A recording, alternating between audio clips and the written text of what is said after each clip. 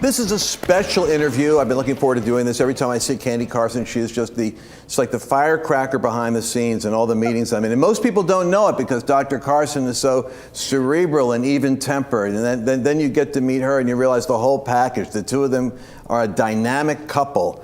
And I want to dive in on something I read in this book here on Gifted Hands. And that is how, even before you were married, God preserved the two of you from death in an automobile. Near automobile accident, which strange enough, you slept through it, but it was kind of traumatic. I mean, the hand of God is really on your relationship. Yeah, that was quite a memorable moment. 90 miles an hour? We had gone to, there are those of us who went to Yale who couldn't afford to go home over Thanksgiving. And the school offered to pay our way home if we would recruit. So we were both from Detroit, so we ended up recruiting for the week. And then, well, the night before, we decided we wanted to visit University of Michigan, which is an hour out of the way. Mm-hmm. But my sister was there, and he had a close friend. So when we were I was with my sister, and he was with his friend. Of course, we stayed up late talking, even though we had to drive back the next day. So that's why we were kind of sleepy on the way back, and had this extra hour. And it was on Route 8090 as we were headed back, and we were trying to get the car back because the school had allowed us to rent it.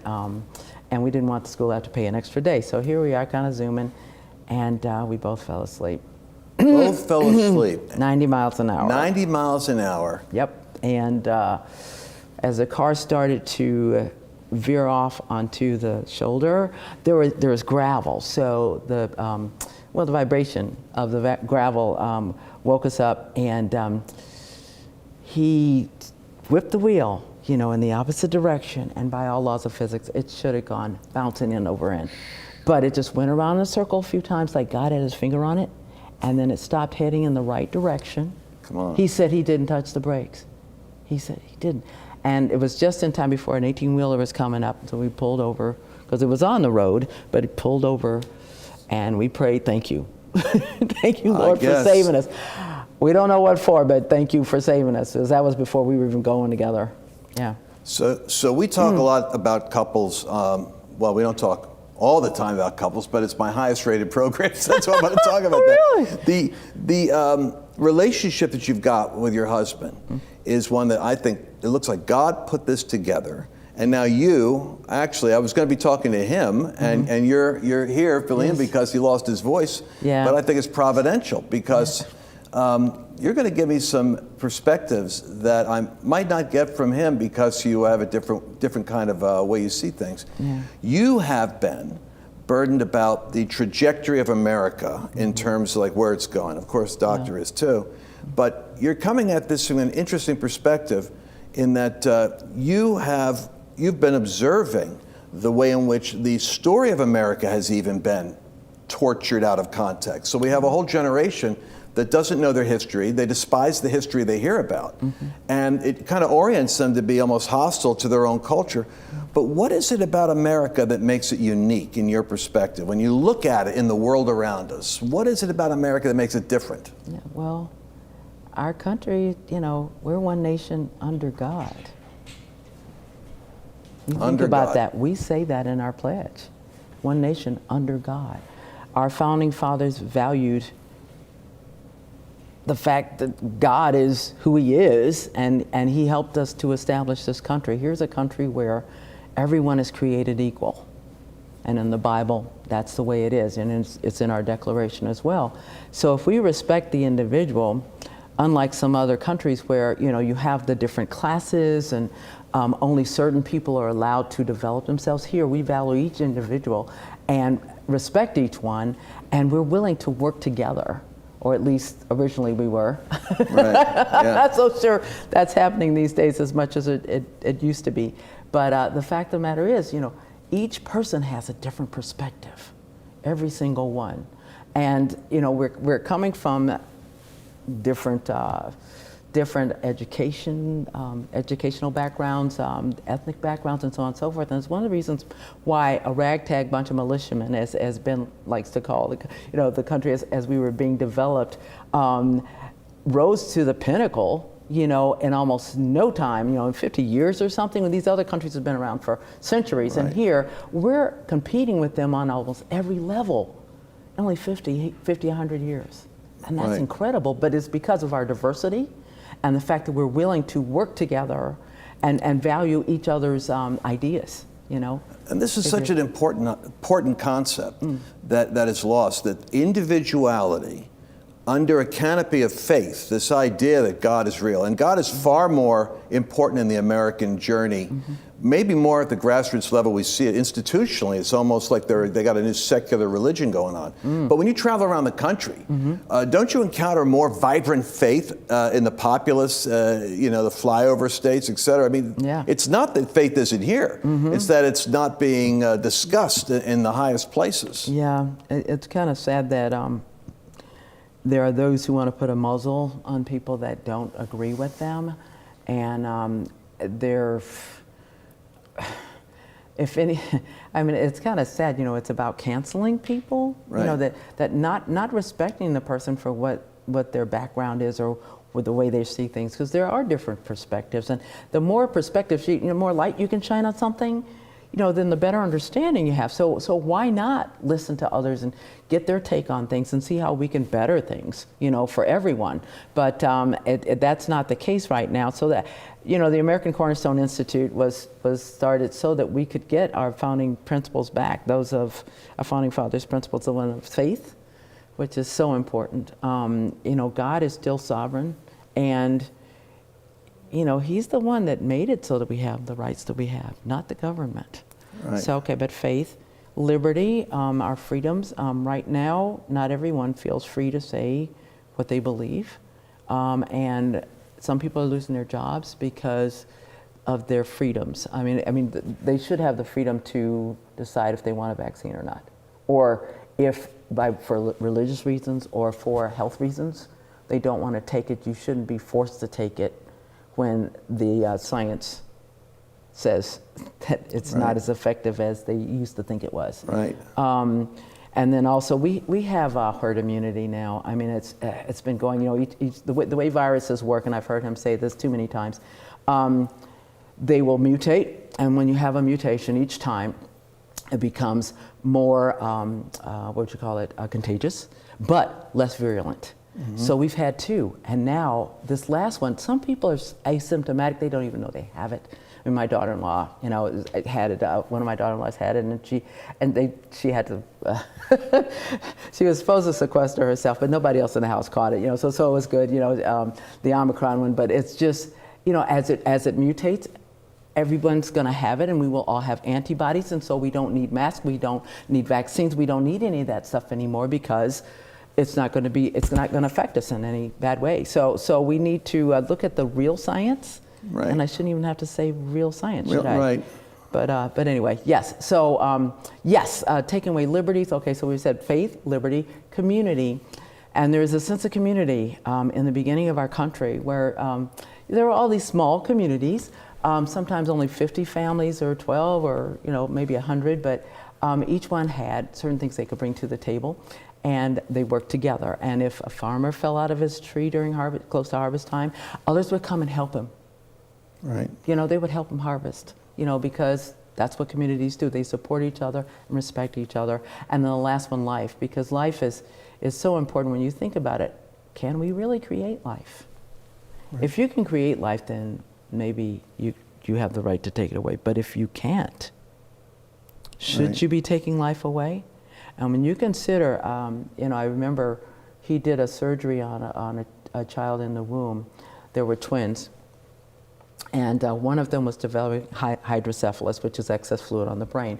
Because this little girl's brain was increasing because of this excess fluid, then it was going to threaten the life of both babies because you know, she was going to deliver early and they wouldn't have been developed enough to exist outside. So he was asked if he would try, you know, they studied it and see if he could do something about that. And what they were going to do was insert a shunt. He had been doing this for hydrocephalus babies, you know, outside of the womb, but it hadn't been done inside. So, you know, got together with people who had been experimenting on it, you know, in animals and so on and so forth, you know, got all the background information they needed for that, and were very careful with what they were doing.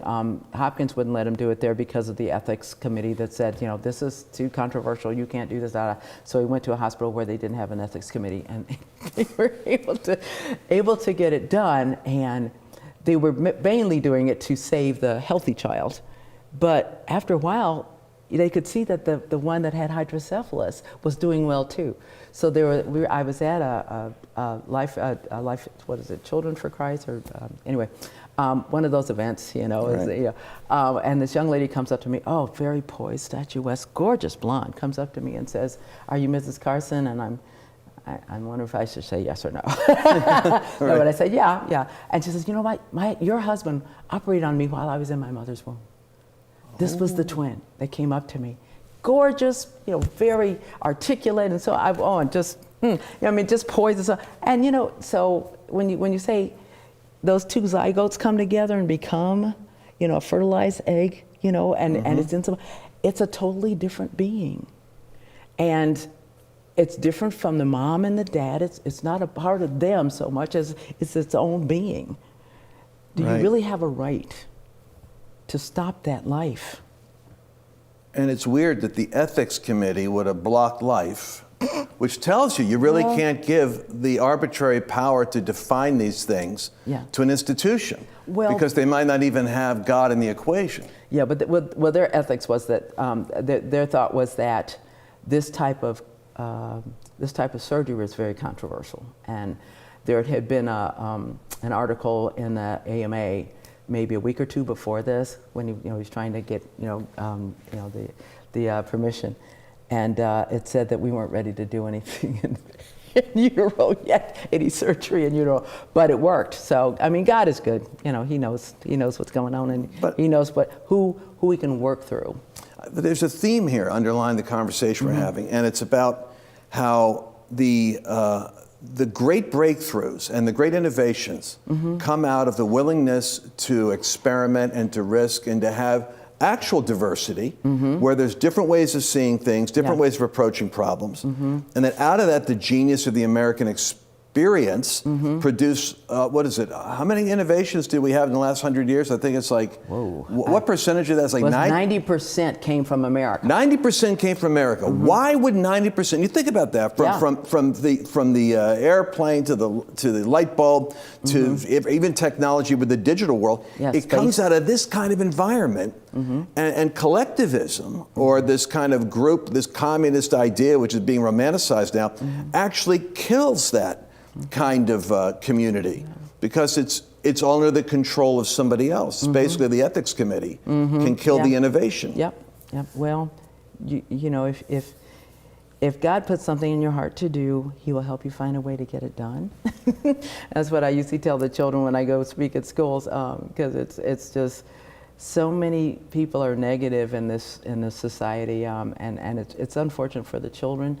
So that's why whenever I get a chance to speak to school children, I tell them about the power of the brain. That's something that I've heard him talk about for years. I'll say, there's some advantages to being married to a neurosurgeon. One of them is that you find out that your brain can process 2 million bits of information every second. You realize that? And I'm speaking to like 500 kids who are sitting cross-legged on the floor going, oh. Right. It's like I get goosebumps. But also, people will say to kids, don't learn this, don't learn that, because, you'll overload your brain. You can't overload your brain. We're fearfully and wonderfully made. Right. And I can say that because I'm not on payroll when I'm at a school. Right. I'm not on payroll anywhere. But anyway, I thank you, Jesus, for all that you give me. Okay, that kind of fact. But if you were to learn one fact every second, which is hard to do, try to conceptualize one fact every second. That's hard to do. Right. But if you could learn one fact every second, it would take you 3 million years to start to challenge the capacity of your brain. So we are fearfully and wonderfully made for eternity. Wow. But helping the kids to see that, and to know that the person that has the most to do what happens to you is you. That was something that he says in his talks too. And of course I promote that and talk about the little girl who one of the girls he did a hemispherectomy on, because he used to do hemispherectomies to get rid of intractable seizures, the seizures that nothing else works on. So by taking out half of the brain, you can do this in a child, because if the disease process is gradual, the functions on that part of the brain migrate over to the other side, and you can take out that disease portion, and they'll be perfectly normal. And a little bit of weakness on one side, but like maybe a little limp, but that's all. I mean, as far as their cognition, no problem. So this little girl had half of her brain removed, and she didn't wake up at first. So it was kind of sad, but because her parents really wanted to be able to say goodbye to their sweet little girl. But she liked Mr. Rogers. They played his tapes. She didn't wake up for 2 weeks, and then Mr. Rogers heard about her, brought his puppets there, and it was so cool. I mean, everybody wanted to go and see Mr. Rogers, but she still didn't wake up. But 4 weeks after the surgery, her dad's on a cot in her bed. It's 2 in the morning, and she says, "Daddy, my nose itches." And he's so excited, he leaps from his cot, runs out into a hall saying, she talks. Only had on his underpants. But that was the start of a great recovery. And he says that, break the tension, because it's been so tense. Sure. Yeah, so anyway, but they were wondering now what's going to happen with her in math, because the half that they took out is the half where logic is processed. Well, that little girl worked so hard over the next year. She was at the top of her math class with only half a brain. So what can we do with a whole brain and a little determination? So helping the kids understand that, and that one of the other points I really need to make too with the kids is each subject is based on building blocks.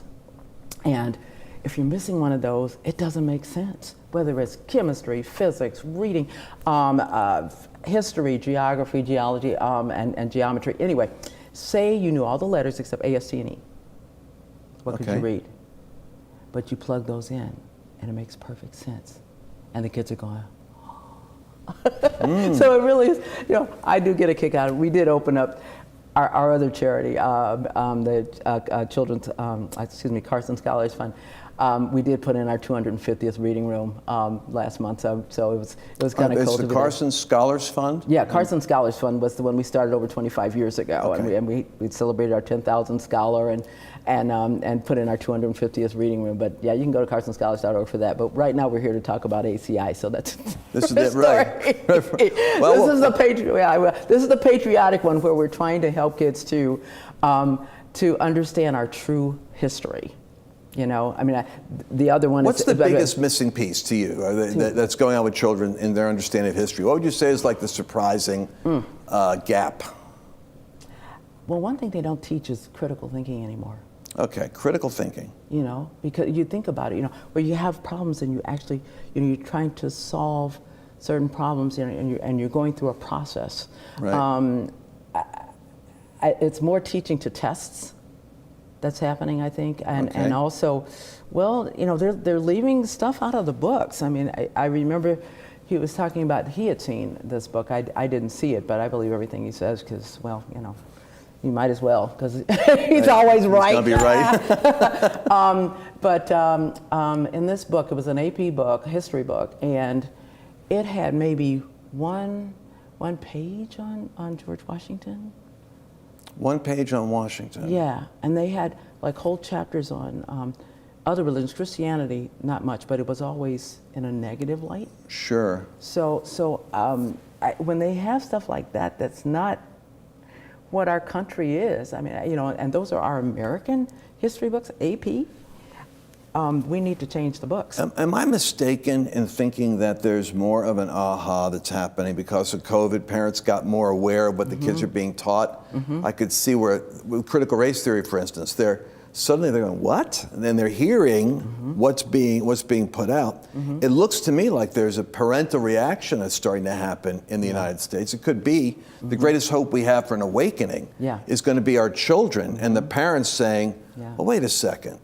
Maybe I have to put up with a certain amount of chaos, but you're not going to transfer the virus to my children. Are you seeing any of that out there at all? Well, you know what happened in Virginia. Exactly. It was so exciting to see people waking up. It was hard for me to believe that McAuliffe said what he did. The parents don't have a right of any say. What the kids learn, I'm thinking, is this America? Really. I mean, I can't believe as a politician that he would think that way. I mean, that he could think he could get away with that. Right. But I think it shows the bubble people get into. That he actually figures that, you should know that the teachers know more than you do about what to teach. Yeah, excuse me. Yeah. No, I mean, you're the parent. Right. You are the first teacher and you are the last teacher. I mean, you are the one that will always be there for them. The teachers only have them for a short time, you know? And it's not fair for them to think that, you know, that they supersede everything, you know? Yeah. Because you're the parent. You're responsible for what happens to your child, and you want to make sure that they're going to develop to be the best they can be, you know, and in light of all the knowledge that you have, because you've got experience, you know, and you know, well, you feel if God gave you this child to develop, then you've got to do the best that you can for them. So if that's taking them out of public schools, then you need to take them out of public schools. But, you know, there are still, you know, in our public schools, there are a lot of dedicated teachers. In charter schools there are, and so but you know, there's bad apples everywhere. You know, that's Right. the sad thing. So you've got to pick and, I mean, you've got to be diligent, you know, and how you choose your schools for your children, if it's going to end up being a homeschool, and you do that. I was freaking out trying to think of how I was going to do that, because I mean, it's just not. I mean, some people have a better personality for that. I'm not sure that I could do it. If I had to, I guess I would, but. Right. Kudos to you that do. Because it takes a lot of patience. I'm not sure I had that much, especially since he wasn't around much, and you know, Right. you said, you know, you kind of do it by yourself. But then a lot of other parents have to do it by themselves. So, kudos to you. I have a question for you. I don't want to leave without going there. It's a little bit of a segue, but it's important. Your husband was heading up HUD. Things were happening in housing and urban development. Mm-hmm. And because the news cycle was always Trump traumatizing, you know, always with what they want to talk about there wasn't a lot of news that was covering what was going on in the administration, but there was a lot going on. Oh, yeah. What was Dr. Carson doing at HUD? What was he excited about? What came out of that experience for you that we need to know about? What was happening there? There was a lot of good stuff. I mean, and early on, people don't like to hear good things about Trump. He did a lot for our country. Yeah, surely. And Ben would say, you know, that the two of them felt like peas in a pod when it came to the principles, you know, about our country, Right. and the policies. But their personalities just a little different. So, Oh, sure. Yeah. Yeah. But one of the things early on that Trump saw was that there were a lot of regulations and sub-regulations that just didn't apply anymore. You know, as each administration comes in, you know, they put in new legislation and so on and so forth, but don't look at the old stuff to see if it even applies anymore. Well, he said that for every new piece of legislation or new reg, we're going to get rid of two. There was a time across all the agencies that they were, for every new reg, they were getting rid of 22. Wow. They were working their butts off. Ben, at HUD, they got rid of at least 2,000. My you know? gosh. So you think of going through all of that stuff, I mean, and it was a lot of it, you know, I mean, there's a lot in each one, but to take the time and be diligent that way, Right. to make things better. At HUD, they hadn't had, we always hear those stories about HUD, you know, how there's just no accountability, Right. because, well, there was no CFO for over 8 years. Mm-hmm. So, of course, you know, the money wasn't really, there wasn't a way to kind of monitor things, and there were material defects that they hadn't had an audit also in 8 years. Wow. Well, he found a guy to be the CFO who was retiring from Ernst & Young. And at first they really had to court him. I mean, he wasn't interested. He was retiring, you know, but Irv Dennis, and he wrote a book about turning around a federal agency. Wow. Because they did turn it around. And it's now a history book that's used in colleges. It's a college textbook. Wow. So yeah. I knew something was happening there that I didn't hear about, but that's huge. Yeah, well, yeah, Irv talks about that, and I think it's called Transforming a Federal Agency. Yeah, they, oh gosh, opportunity zones and vision centers and things that 20,000 kids a year foster age out of foster care when they're seniors in high school. Can you imagine? Wow. If you're 18, you're in high school, and all of a sudden, no house, no place to stay, no wraparound services, nothing. You know? Yeah, just nothing. Parachute out there. You're just all by yourself. So a few of them came and presented that case, and within 4 months, they had a program that was taking care of it. So, you know, it's just, you know, there is stuff you had to dig for it. It was there, but just, our media, the only business protected by our Constitution, mainstream media, didn't see fit to cover it. Wow. So with this new initiative that you have, American Cornerstone? With American Cornerstone, you touched on life, you touched on faith, and there's an educational component for children in that? Yeah, well, that's part of that would be part of the freedom, I think. Because you want to maintain your liberties and the opportunities. And I mean, Thomas Jefferson said it's morally wrong to steal from future generations. And if we're stealing opportunities, or the education, right. that they should have, that's wrong. So came up with this online learning program. It's littlepatriotslearning.com.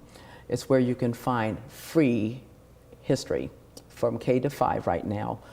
They're developing the middle school and the upper school as we speak. But right now, that's what you can find online. It's free of charge. It's been subsidized by donors, and it's got the true history. So let me back up on that, because that is important. Little history, or what is it? Little Patriots Learning.com. Learning.com. Mm-hmm. And so parents can, is this like for homeschooling, or is it for all kids? Everybody. For everybody, so right? Whether you're homeschooling, it's a subsidy. I mean, subsidizing. Whether it's homeschooling or private schools or public schools or charter schools, it doesn't matter. It's something that can help people to expand and understand what our real history is about. So parents would really want to be able to sit. I mean, I'll bet your parents don't even know. To be honest with you, I'll bet your parents probably may not have got that. If we went through public school, there's a good likelihood that we got the same one page on Washington and one page on the negative aspect of Christianity. Yeah, well, that's what's now. I mean, going back and looking, but I don't remember hearing about the Bulletproof Washington while I was in school. That's something I discovered when Ben and I wrote a few books together. America the Beautiful was the first one, and I tell you, man, finding out that stuff was really cool. Because I didn't know about it, but finding out about it. Tell me about the Bulletproof Washington. People might not know that. What's that? What about Bulletproof Washington? Oh, Bulletproof Washington? Yeah, what does that mean? Oh, well, in the French and Indian War, George Washington was a courier, and he was going between General Braddock and the front line, because the generals have to be protected, so they're way back here and the front line's over there. So all the other couriers that would ride with orders from the bigwigs, out to the front line, all the rest of them got killed. George Washington had horses shot out from under him. He had bullet holes in his coat, but no flesh wounds. He had bullet fragments in his hair. And years later, when he goes back, this was the Battle of Monongahela. It's right outside of Pittsburgh. By the Monongahela River, and when he went back in that area, there was an Indian chief that wanted to see him, so they took and brought him to Washington, and the Indian chief says, "Sir, I'm an expert marksman. I shot you several times.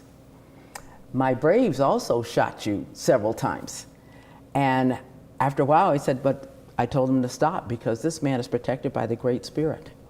Oh gosh. Yes, he did say, so I wanted to meet this man who was protected by the Great Spirit, because he's the Great Spirit has something special for him. I'm glad I got you to tell that story. I didn't know that. But it's still, there's a little pamphlet about that thing. But some libraries had it. I don't know if it's still there with the canceling going on.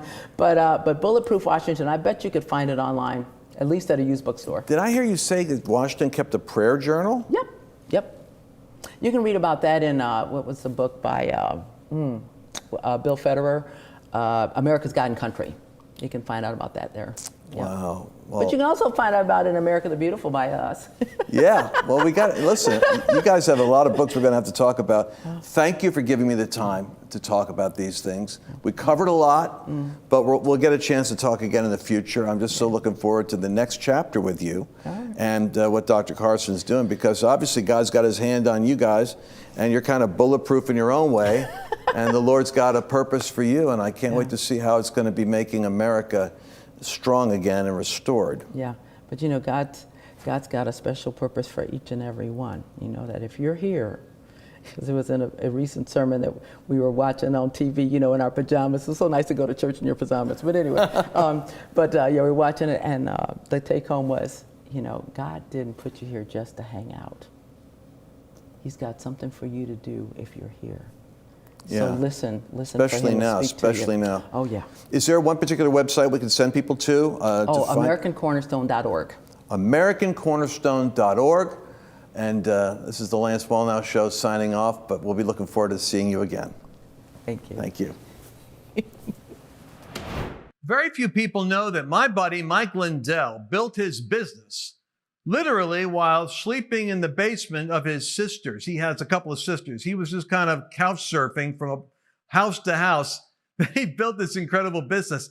And early on, remember, Mike's a fairly young Christian, actually. But when he first got saved after coming out of drugs, he would wear this cross. And the producers, like the QVC commercial, they said, "Gay, you got to get rid of the cross." He said, "No, I'm not getting rid of the cross." He had warfare over that cross. This guy was marked like Donald Trump from the beginning to be able to do something significant. Now, he built this incredible company, and you know about that. But I'm serious about this. Mike's products on his MyPillow site are phenomenal. And the one that I love the most is the soft, therapeutic, cushiony, warm, yet firm suede, imitation suede and solid boot bottom slippers he's got. You could wear these indoors, you could wear these outdoors, and it's my personal favorite because when I put my foot into that, it's like a little slice of heaven. You could sleep with the pillow, but you could walk with a pillow. And I would prefer to walk with the pillow. You want to go to this site right now. This is mypillow.com. And here we go. It's www, like you didn't know that, .mypillow.com. But when you check out, you got to use the promo code Lance because I told Mike I'm going to keep him in business with the slipper sales. You can get, these are the low ones, the low ride in the back, but you can get the high ones. I've got both. I've got a pair for home and a pair for the office, mypillow.com. But don't forget, use the code because you're going to get like 40, 50% off of his stuff, all of it, with Lance. And this is the deal that Mike and I have. And I love this guy because he's a patriot. He's not ashamed of Jesus. And his products just make me feel like I'm walking on a cloud. Did you enjoy this latest episode? Please remember to share it with your friends because the more knowledge you have, the better equipped you are to navigate the world.